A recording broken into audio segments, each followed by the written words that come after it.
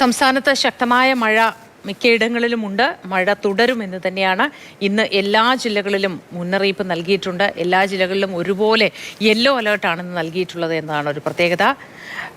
ഒരൊറ്റ ജില്ല പോലും അങ്ങനെ മുന്നറിയിപ്പ് നൽകാത്തതില്ല. എല്ലാ ജില്ലകളിലും യെല്ലോ അലേർട്ടാണ് നൽകിയിട്ടുള്ളത്. തീരദേശ മേഖലകളിൽ ശക്തമായ മഴയ്ക്ക് സാധ്യതയുണ്ട്. പതിവ് പോലെ തന്നെ അക്കാര്യം നിങ്ങളെല്ലാം ഓർമ്മിപ്പിക്കുന്നു.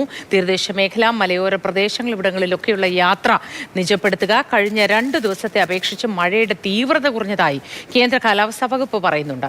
വരും ദിവസങ്ങളിൽ മുന്നറിയിപ്പുകളൊന്നും നൽകിയിട്ടില്ല. കനത്ത മഴ തുടരുന്ന സാഹചര്യത്തിൽ സംസ്ഥാനത്തെ 12 ജില്ലകളിലെ വിദ്യാഭ്യാസ സ്ഥാപനങ്ങൾക്ക് അവധി പ്രഖ്യാപിച്ചിട്ടുണ്ട്.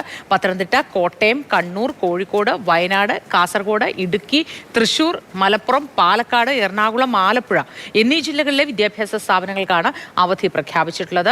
അതായത് കൊല്ലവും തിരുവനന്തപുരവും ഒഴികെയുള്ള എല്ലാ ജില്ലകളിലും വിദ്യാഭ്യാസ സ്ഥാപനങ്ങൾക്ക് അവധി പ്രഖ്യാപിച്ചിട്ടുണ്ട്.